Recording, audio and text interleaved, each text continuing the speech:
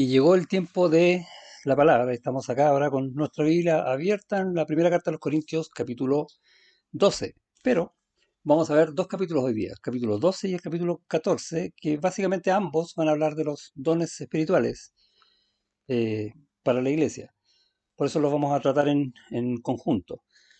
Pablo lo que va a hacer aquí es enseñarle a los hermanos las cosas que estaban haciendo en forma equivocada, que no sabían bien de los dones y ordenar el uso para gloria de Dios. Y también entre medio va a enseñar un pasaje precioso acerca de nosotros, la iglesia, que somos como iglesia, como cuerpo de Cristo. Y la iglesia es la que ha sido dotada por medio del Espíritu Santo con dones para servir, para crecer, para cumplir los propósitos del Señor. Por lo tanto, tenemos que ser sabios en el uso de los dones. Sabiduría en los dones es el tema que vamos a tratar hoy. Vamos a orar. Señor, te damos gracias por tu palabra. No solamente es hermosa, sino también tan llena de conocimientos necesarios para nuestra vida. Y así como los hermanos en Corinto necesitamos saber también nosotros hoy acerca de este tema, de los dones. Y no solo eso, Señor, sino toda la verdad que hay detrás de ello. Lo que somos como iglesia, lo que tú quieres hacer con nosotros. Abre nuestro entendimiento y nuestros corazones, Señor, para hacer cada día más como tú quieres. En el nombre de Jesús. Amén.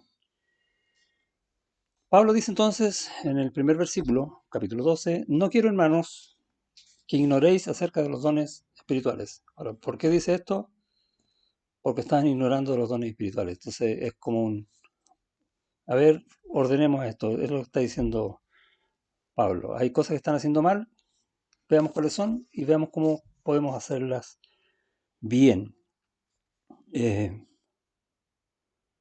Acerca de los dones, lo primero que tenemos que saber es que son dados por el Espíritu Santo y tenemos allá en el versículo 11, dice, pero todas estas cosas, hablando de los dones, las hace uno y el mismo Espíritu, repartiendo cada uno en particular como Él quiere. Y una primera verdad, o sea, aquí tenemos dos verdades, grandes verdades, es que uno, es el Espíritu Santo el que da el don, es un poder o es una capacidad dada sobrenaturalmente para poder servir en la iglesia y es dada de acuerdo a la soberanía de Dios, como Él quiere.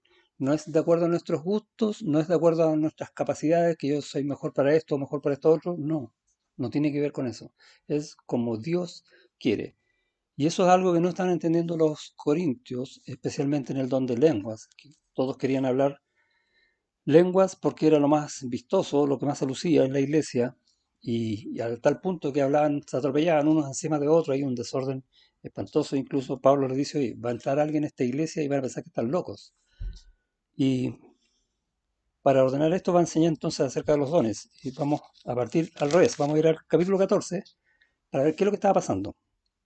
Y básicamente Pablo va a tomar dos dones aquí, que uno es el don de profecía y el otro es el don de lengua.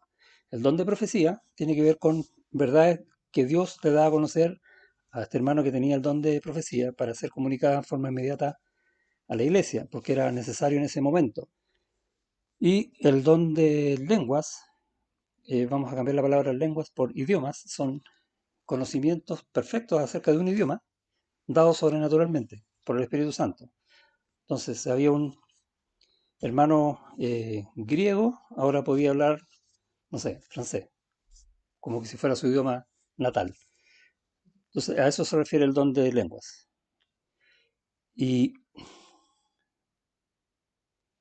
Pablo quiere que la iglesia abunde en el uso de los dones y le dice, pero voy a mostrar un camino más excelente. Y comienza en el 14, seguid el amor. Todas las cosas del Señor tenemos que hacerlo con la verdad de Dios, pero siempre con el amor de Dios. Las dos cosas siempre tienen que ir juntas, el uso de los dones también. Seguid el amor y procurad los dones espirituales, pero sobre todo que profeticéis. Ahora, esta idea de procurar los dones espirituales no es que desee yo tener, porque recuerden, el Espíritu Santo me da como Él quiere, no como yo quiero, sino que procurar tiene que ver con que abunden en la iglesia y que sean usados en la iglesia. Pero sobre todo que profeticéis. Entonces se pone primero profecía. ¿Por qué? El que habla en lenguas no habla a los hombres, sino a Dios, pues nadie le entiende, aunque por el Espíritu habla misterios, pero el que profetiza habla a los hombres para edificación, exhortación y consolación. Y eso hace todo el cambio. Entonces, el don de lenguas era en particular para una persona, para hacer un resumen. Pero el don de profecía era para toda la iglesia y toda la iglesia podía crecer en eh, edificación, exhortación y consolación. ¿Qué don es más importante entre uno y otro? Obviamente el de profecía. Eso es lo que está enseñando Pablo. No es como ustedes están haciendo las cosas, es como Dios dijo que hicieran las cosas. Básicamente les quiere mostrar eso. En el versículo 10 dice, tantas clases de idiomas hay seguramente en el mundo y ninguno de ellos carece de significado. Entonces aquí va a usar el tema de idiomas como lengua. Y aquí realmente entendemos qué es lo que son las lenguas. ¿Qué son las lenguas? Idiomas. Ahora, ¿por qué hay confusión respecto a las lenguas? Porque Pablo en el capítulo 13 va a hacer, quiere ilustrar un punto, que es el amor. Y para que entendamos lo importante que es saber acerca del amor, va a ser una exageración. Y parte diciendo, si yo hablara lenguas angélicas, pero no tengo amor, no sirve para nada. ¿Qué son las lenguas angélicas? Y aquí esto es lo que ha perdido a muchos en la interpretación. Entonces, lo primero que uno tiene que preguntarse, bueno, ¿y existen esas lenguas angélicas? ¿Qué hablan los ángeles? Y bueno, los ángeles son seres espirituales que probablemente se comunican espiritualmente, no sé. Pero vemos en la Biblia, a lo largo de la Biblia, que cada vez que un ángel habló con una persona, ¿le habló en qué idioma? Vamos a decir en español, así lo tengo en mi Biblia. En el idioma que entendía la persona, porque la persona entendía el mensaje. De hecho, ángel significa mensajero, venía con un mensaje de Dios. eh, y hay uno, por ejemplo, en Lucas 2, gloria a Dios en las alturas, ¿no? Algunos dicen que los ángeles cantaban, ¿no? Dice, los ángeles decían, hablaban esto. Un mensaje de Dios ha nacido el Salvador. Y los hombres entendían y adoraron al Señor. Entonces vemos que las lenguas son idiomas. De hecho, podemos entenderlo mejor si vamos a Génesis. En Génesis capítulo 10, esto está después del episodio de la Torre de Babel, y va a hablar de los hijos de Noé, de los descendientes de ellos, y dice, de estos se poblaron las costas, estoy en Génesis 10:5, de estos se poblaron las costas, cada cual según su lengua, conforme a sus familias, en sus naciones. ¿Y qué está diciendo? Que ahora hay naciones y que cada nación habla una lengua distinta. ¿Cómo sucedió esto? Bueno, en la Torre de Babel, por ese pecado que estaban cometiendo los hombres, Dios confundió las lenguas, creó lenguas distintas, cada uno hablaba la lengua, nadie se entendía entre sí, se esparcieron en el mundo. Y llegamos a esto. Por lo tanto, ahora tenemos idiomas. Eh, otro caso que vemos de lenguas es el de Moisés, que todo el mundo dice que Moisés era tartamudo. ¿Escuchado eso, no? En Éxodo capítulo 3 se le aparece Dios en una zarza ardiente a Moisés y lo llama para encomendarle que vaya donde Faraón para sacar al pueblo de Egipto y llevarlo a la tierra prometida. Y es un tema bastante lógico, ¿no? Moisés le dice, ¿y cómo lo hago? ¿De parte de quién le digo que voy? ¿Cómo me van a creer? Le hace una serie de preguntas y que Dios se las va respondiendo. Y al final le dice, pero yo soy tardo de lengua. Y uno dice, era tartamudo. No, no está diciendo que era tartamudo. Tenemos que pensar que Moisés era hebreo, así que fue educado los primeros meses de vida por su madre, de hecho los primeros años, incluso en la corte egipcia, por su madre, hebrea, así que sabía hebreo, y fue educado por los egipcios, por lo tanto sabía egipcio. Pero pasó 40 años en el desierto. No sé qué lengua habrá conocido allá, pero dejó de hablar más probablemente el hebreo. Entonces, después de estos 40 años, llega, se le presenta a Dios y le dice, anda y háblale al faraón y a tu pueblo. ¿Y cómo le hablo si se me olvidó cómo hablar? Básicamente lo que está diciendo. ¿Y qué le dice Dios? Bueno, yo pongo a tu hermano hablará por ti. Y es interesante porque vemos después a Moisés delante de Faraón. ¿Y quién le habla a Faraón? Moisés. Después en el desierto vemos discursos que se le dan al pueblo de Israel. ¿Y quién da los discursos? Moisés. El tema de las lenguas es impresionante cómo Dios lo maneja. Eh, entonces tenemos un poco la idea de estas lenguas, es lo mismo que idiomas. Volvemos a 1 Corintios 14, les dije en el 10, tantas clases de idiomas hay seguramente en el mundo, y ninguno de ellos carece de significado, pero si yo ignoro el valor de las palabras, seré como extranjero para el que habla, y el que habla será como extranjero para mí. O sea, si yo no sé ese idioma, para mí va a ser una lengua extraña. Eso es lo que está diciendo. Y vemos escrito acá lengua extraña y decimos, ah, estas son lenguas que nadie entiende. No, no, son idiomas que yo no lo sé. Simplemente eso. 12. Así también vosotros, pues que anheláis dones espirituales, procurad abundar en ellos para edificación de la iglesia.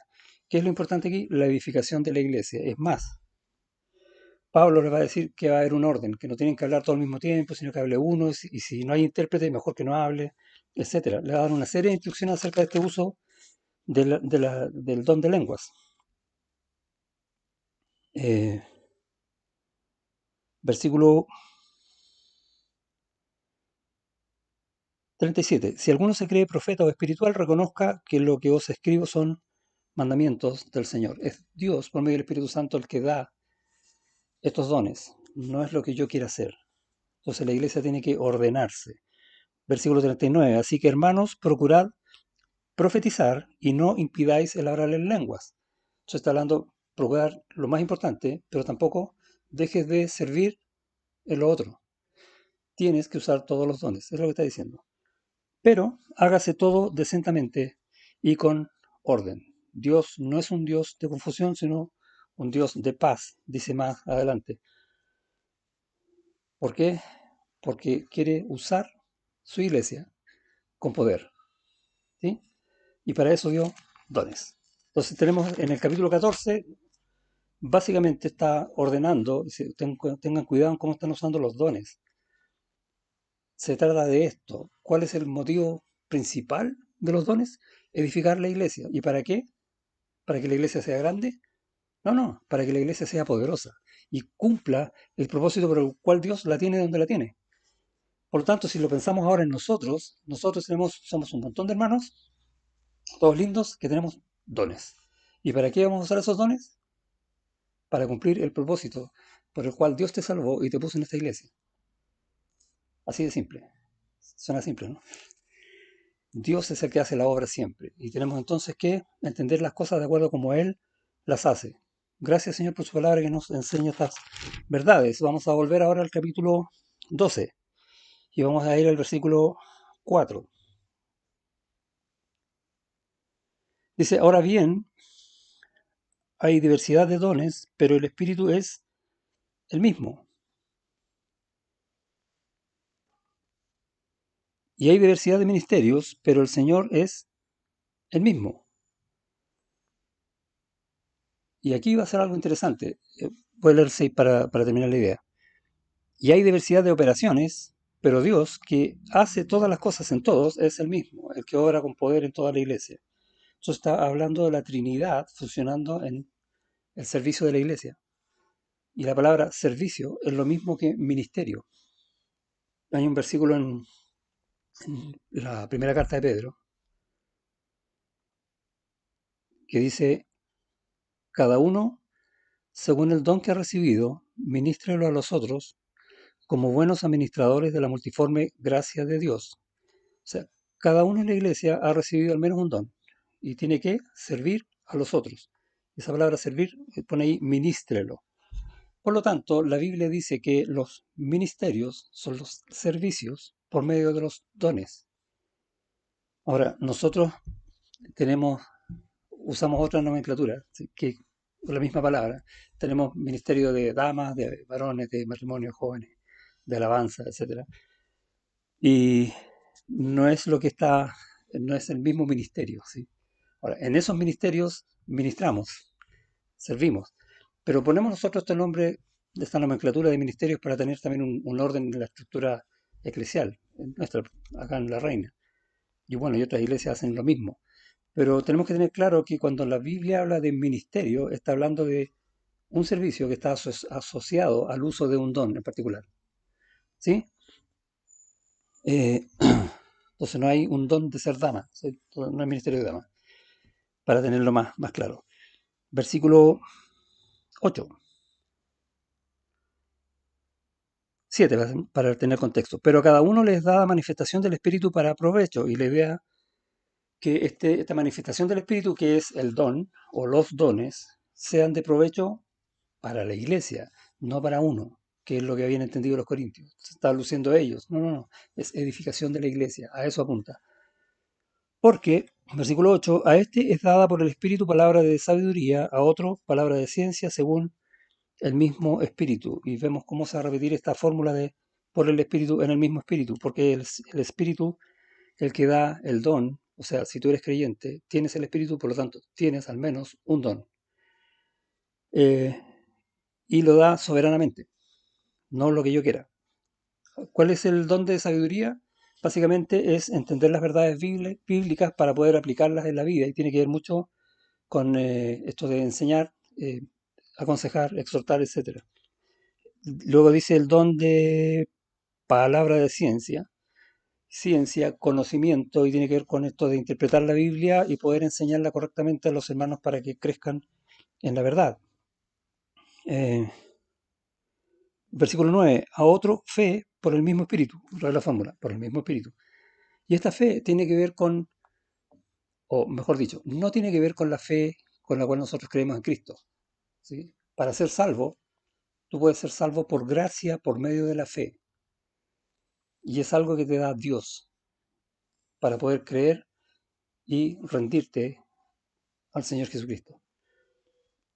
No está hablando de esa fe, sino que está hablando de la fe de que cuando ya eres salvo, ahora vas a confiar en Dios a pesar de que tú crees que lo que vas a hacer es imposible. ¿Le suena algún caso en la Biblia, no? A Abraham le fue dicho que salga de su tierra, de su parentela, y se fuera a una tierra donde que Dios se le iba a mostrar. Y es impresionante porque deja todo para seguir a Dios. ¿Cuánta fe hay ahí? Luego le hace una promesa. Y si bien él varias veces le preguntó cuándo iba a hacer la promesa, nunca dejó de creer. Pasaron 25 años entre la promesa y que se cumplió el nacimiento de Isaac. ¿Cuánta fe? No por nada aparece ahí en Hebreos capítulo 11 como uno de los héroes de la fe, Abraham. Se está hablando ahí uno tiene un ejemplo de cómo funciona este tipo de fe, por el mismo espíritu. Y a otro, dones de sanidades por el mismo espíritu, versículo 10, a otro, el hacer milagros. Quiero juntar sanidades con milagros. Bueno, aparte de sanidades, milagros, profecía, lenguas, son dones que ya no están vigentes. Entonces hay dones que están vigentes y hay otros que no. Ahora, estos dones en particular, eh, voy a juntar sanidades con milagros, como le dije. Para ejemplificar algo, son dones que fueron dados a la primera iglesia para mostrar, para manifestar el poder de Cristo en ese tiempo. Hacía poco había muerto Cristo y lo que sabía el mundo cercano era que un judío murió en una cruz y se murió y se acabó. Y era un judío que fue espectacular en su tiempo porque hizo milagros, pero se acabó. Ahora vemos, por ejemplo, en Hechos capítulo 3, va Pedro y Juan al templo a la hora de la oración y se encuentran con un cojo de nacimiento que pedía limosna. Y Pedro le dice, en el nombre de Jesucristo, levántate y anda. Y este cojo no solo se levantó, sino que entró saltando y cantando las maravillas de Dios al templo. Eh, ¿En el nombre de quién? De Jesucristo. ¿Por qué? Porque está vivo. Esa fue la gran demostración. Cristo está vivo. El milagro no lo hizo Pedro, lo hizo Cristo. En el nombre de Él, en el poder de Él. Entonces vemos que estos dones manifiestan que Cristo vive. Aleluya. Eh, Pablo también tenía este don. Vemos, por ejemplo, al final del capítulo de los Hechos, en la isla de Malta, le tocó sanar, bueno, sanó a varios, pero ahí le tocó sanar al papá del gobernador de la isla de Malta, que estaba muriendo. Pero más adelante, en la carta a los filipenses, él narra la historia de cuando Epafrodito, su compañero fiel, enfermó gravemente y estuvo a punto de morir. Pero Pablo no pudo hacer nada porque el don ya no estaba vigente en él, había cesado. Y en la misericordia dice, Dios lo salvó. Entonces, ¿los milagros existen? Sí, Dios sigue salvando y sigue sanando a gente. Gracias, Señor, por eso. Y bueno, como iglesia somos testigos de sanidades, pero las hace Dios ahora. Ya no están los dones en los miembros de la iglesia. Después dice, estoy en el 10, a otro discernimiento de espíritus. Y uno dice, ¿qué es esto de discernimiento de espíritus? Yo puedo detectar cuando hay demonios. No, no, no, no está hablando de eso. Cuando uno lee en la primera carta de Juan, al final del capítulo 3 y en el capítulo 4, se da cuenta de qué está hablando. La idea es que cuando viene alguien y habla palabras de Dios, como de Dios, el que tiene el discernimiento de espíritu se va a dar cuenta si realmente lo que dice es de acuerdo al espíritu de Dios o de acuerdo a otro espíritu. Tiene que ver con los falsos maestros. Y se refiere a eso. Y el discernimiento de espíritu está asociado al conocimiento de la palabra. Eh, a otros diversos géneros de lenguas, ya comentamos eso, y a otros interpretación de lenguas. Tanto para un extranjero que venía, le hablaban el idioma de él, pero también otro interpretaba al resto de la iglesia lo que estaba hablando a este extranjero. A eso se refería, y bueno, como hoy día la Biblia la tenemos en todos los idiomas, ya no es necesario ese tono. Versículo 11, pero todas estas cosas las hace uno y el mismo espíritu, repartiendo a cada uno en particular como él quiere. ¿Por qué? Versículo 12, porque, y él va a explicar, así como el cuerpo es uno y tiene muchos miembros, pero todos los miembros del cuerpo, siendo muchos, son un solo cuerpo, así también Cristo. ¿Por qué? Porque hay un propósito que se llama iglesia. ¿Y cómo está compuesta la iglesia? Por muchos miembros distintos, con distintos dones, que forman una sola unidad, y no solo el grupo, sino también en Cristo, o sea, de hecho, solo en Cristo. Eh, Tenemos entonces una clara declaración de la soberanía de Dios en cuanto a la repartición de los dones. Y no solo eso, hay cosas que nosotros a veces no pensamos o no lo sabemos. Pero Pablo lo va a explicar acá respecto de por qué tengo este don o estos dones y por qué estoy donde estoy. En el versículo 18 va a decir, mas ahora Dios ha colocado los miembros, o sea, tú y yo, cada uno de ellos en el cuerpo como Él quiso. Nuevamente, la soberanía de Dios te está diciendo que tú estás acá porque Dios quiere. Entonces, no es llegar y decir, me gusta o no me gusta una iglesia. Hay que tener mucho cuidado con eso, porque la obra la está haciendo el Señor. Y la gracia de esta obra que está haciendo el Señor, que nos da el privilegio a nosotros de ser usados por Él. Uf, cuánta bondad y misericordia del Señor para cada uno de nosotros. Pero cuando entendemos esta verdad decimos, gracias Señor, úsame Señor, muéstrame Señor, enséñame Señor, porque la obra es de Él, no es nuestra. Entonces tenemos este cuerpo hecho eh, compuesto, perdón, por los miembros del cuerpo, siendo muchos, son un solo cuerpo, así también Cristo, como decía el versículo 12, y vamos a ver una verdad grande en el versículo 13. ¿Por qué? Por un solo espíritu fuimos todos bautizados en un cuerpo, sean judíos o griegos, sean esclavos o libres, y a todos se nos dio a beber de un mismo espíritu. Y básicamente está diciendo que todos nosotros que somos distintos, que venimos de contextos distintos, hemos llegado todos de la misma manera a los pies de Cristo para ser salvos en Él. Da lo mismo si eras judío, griego, esclavo libre o lo que tú quieras poner. Eso ya no tiene importancia. No es cómo llegaste, es lo que Él hizo. Y esto que Él hizo, lo hizo por un solo espíritu, es lo que está declarando el pasaje. Y esta verdad es trascendental en la iglesia y es importante que entendamos esto para saber qué somos y qué estamos viviendo. Eh, Dice que fuimos todos bautizados en un cuerpo. Y la idea de bautizado, entendemos el bautismo como sumergirse, como meterse dentro de, ¿sí? Entonces, ¿dentro de qué nos estamos metiendo? Dice, en un cuerpo. Y esta palabrita en, acá en el idioma original, está hablando de en Asia, como que te está llevando hacia un lugar en específico. ¿Cuál es ese lugar específico? El cuerpo de Cristo. El Espíritu Santo te introduce en el cuerpo de Cristo. Eso es lo que está diciendo. Y esa es la conformación de la iglesia. Entonces, tenemos una verdad grande, que hay una obra del Espíritu Santo que nos vincula con Cristo para siempre. Suena bonito, pero no sé qué significa. Y muchas veces nos va a pasar eso. Piensa lo siguiente, ¿dónde está Cristo ahora? Está vivo, ¿te acuerdas que dijimos eso recién? Y está haciendo cosas, está intercediendo ante el Padre, por ejemplo. ¿Y a quién está usando? Su cuerpo. Que están vinculados estrechamente con él, unidos con él, que es su iglesia, o sea, tú y yo. O sea, lo que está haciendo él, lo está haciendo a través nuestro. Uf, sentados en los lugares celestiales con Cristo. Estamos unidos permanentemente con él. Todo el tiempo, cada día. Si estás despierto o si estás dormido. Estás unido a él para siempre.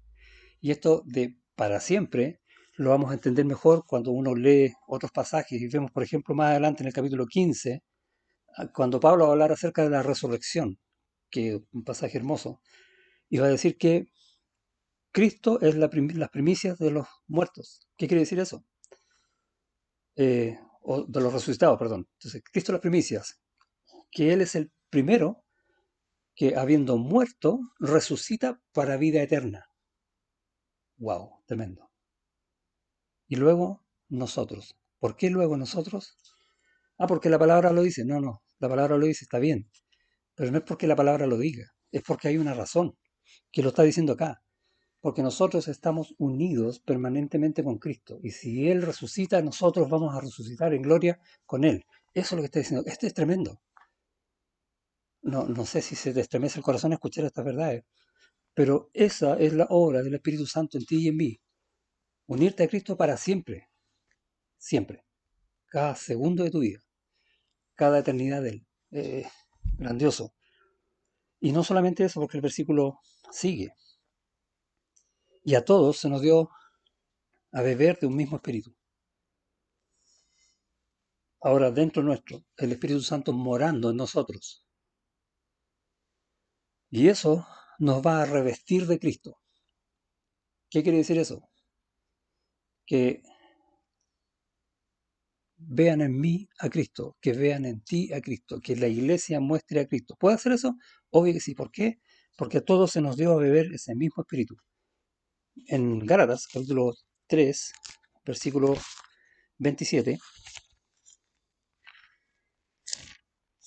dice, porque todos los que habéis sido bautizados en Cristo, de Cristo estáis revestidos. O sea, piensan, no sé, la ropa que tengo puesta, sea Cristo, que ya no me vea yo. De hecho, ¿qué se ve de mí? Las manos y la cara. El resto es ropa. Que lo que de mí se vea sea Cristo, revestido de Cristo. Obra del Espíritu Santo. ¿Por qué?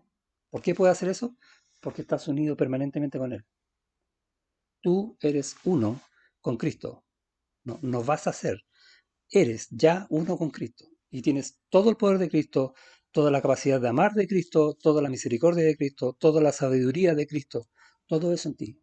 Y estás revestido de Él. Y tienes el poder de mostrar a Cristo al mundo. Tremendo.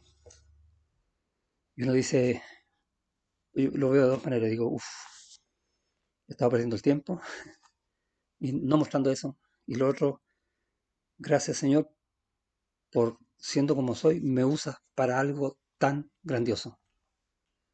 Y no solo a mí, sino a ti y a toda nuestra iglesia, junta.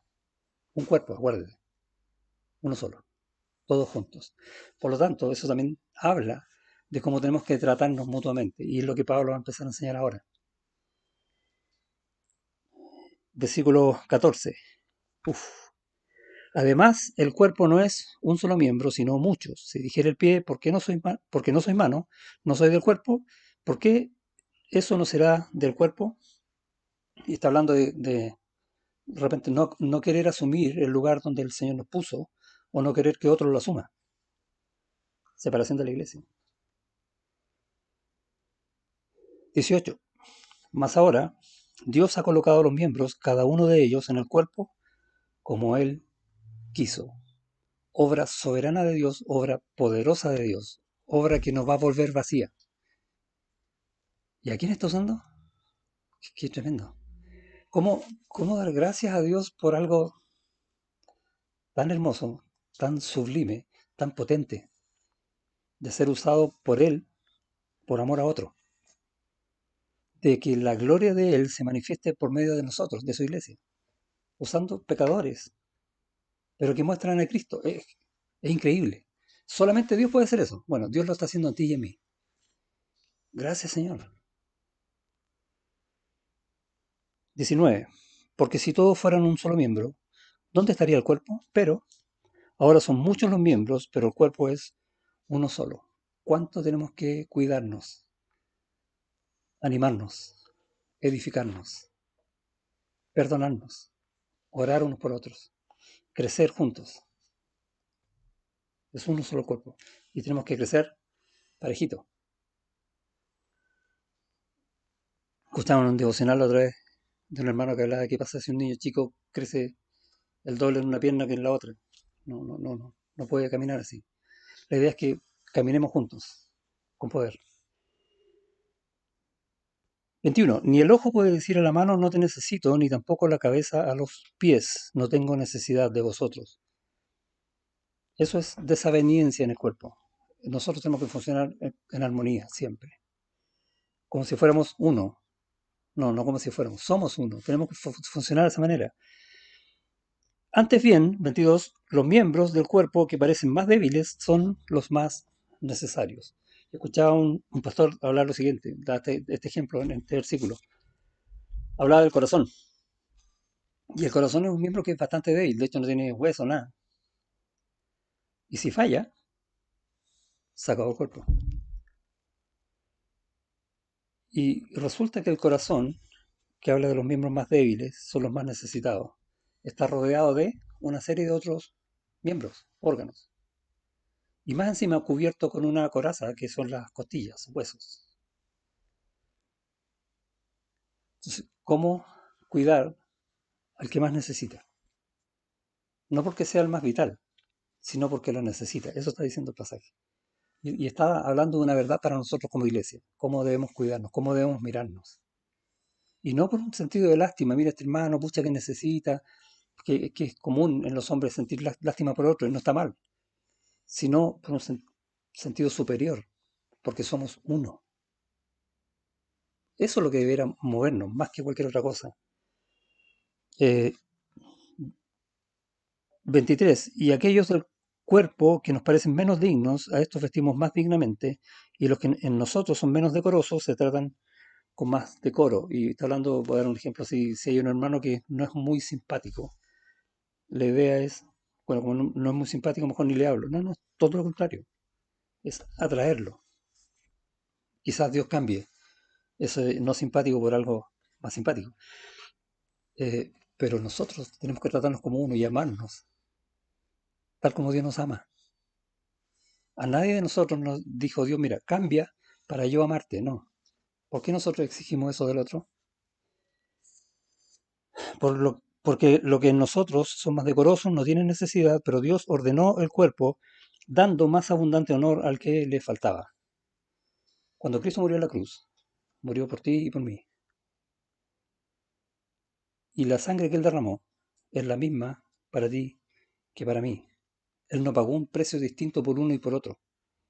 Él se dio entero por cada uno, pagando lo mismo.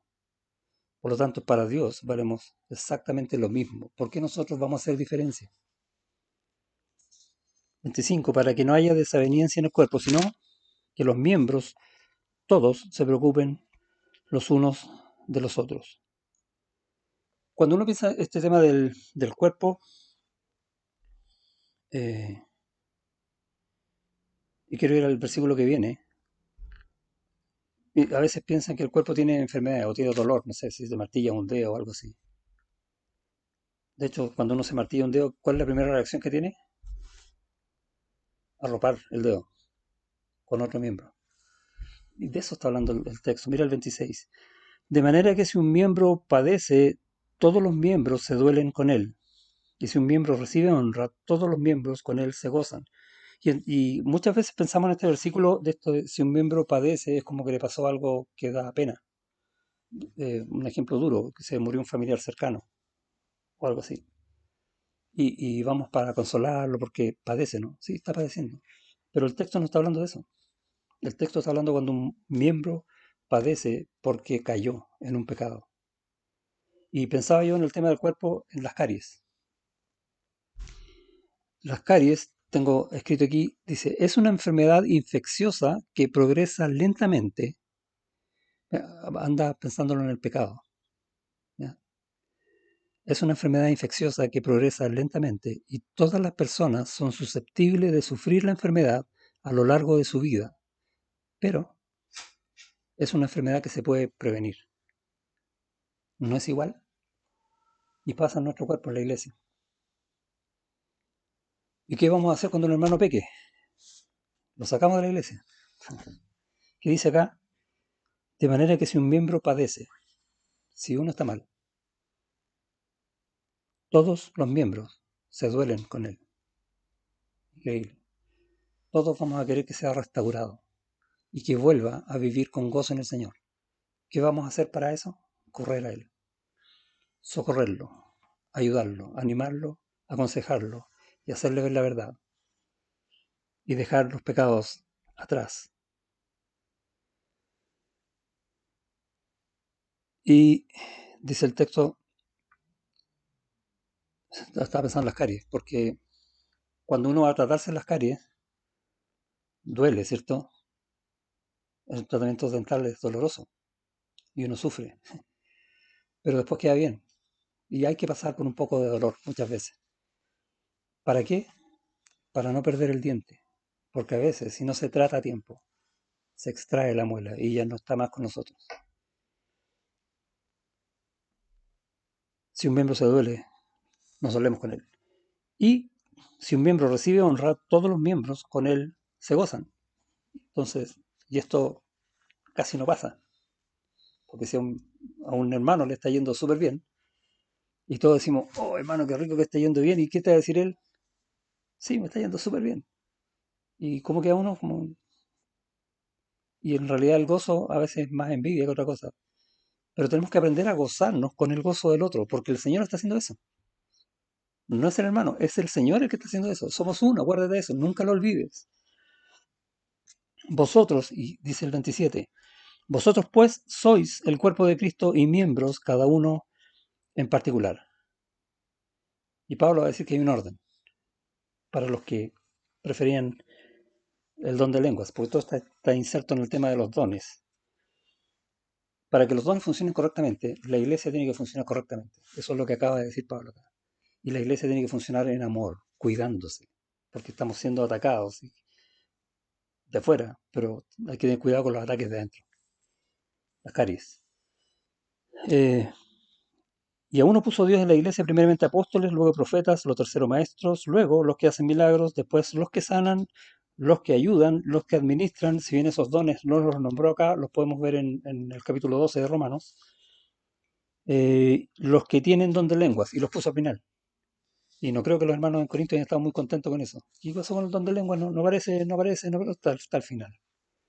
Dios hace las cosas como Él quiere y nosotros nos debemos en todo al Señor. Y tenemos que aprender del Señor para que nuestra humildad no sea afectada. Luego hacer unas preguntas cuyas respuestas son todas no. ¿Son todos apóstoles? No. ¿Son todos profetas? No. ¿Todos maestros? No. ¿Hacen todos milagros? No. ¿Tienen todos dones de sanidad? No. De hecho, hoy día ninguno. ¿Hablan todos lenguas? No. ¿Interpretan todos? No. Cada uno, según el don que ha recibido, decía Pedro, ministrelo a los demás. Y termina Pablo diciendo, procurad pues los dones mejores. Traten de abundar como iglesia, sirviendo con todos los dones. Mas yo os muestro un camino aún más excelente, y voy a hablar del amor. Qué tremendas verdades hemos escuchado hoy. Hemos visto la palabra del Señor. Y quizás la verdad más importante es que el Señor está haciendo esto hoy en nosotros. Toda la obra de Dios, toda la majestad de Dios, todo el poder de Dios, toda la soberanía de Dios está en ti y en mí, en esta iglesia, ahora. Aprendiendo estas cosas para poder vivir agradecidos de Dios, cumpliendo sus propósitos, dando la gloria al Señor. Oramos. Gracias, Señor, te damos por tu palabra que enseña estas verdades. Ayúdanos en nuestros errores, a corregirnos, a amarnos, a ayudarnos, a protegernos. Ayúdanos también a servir con todo lo que tú nos has dado. Y por sobre todas las cosas queremos rogar hoy que esta, tu iglesia, sea una iglesia poderosa en tu palabra y en tu amor. Que podamos llegar a muchos que no te conocen y que muchos puedan encontrar refugio en ti por medio del servicio nuestro, predicando tu palabra, amándonos unos a otros, orando por tantos que aún no llegan a ti, por nuestros familiares, por nuestros cercanos, por otros que ni conocemos, porque la obra es tuya, Señor. Y en ti confiamos y de ti dependemos, usando todo lo que tú nos has dado para tu gloria. En el nombre de Jesús. Amén.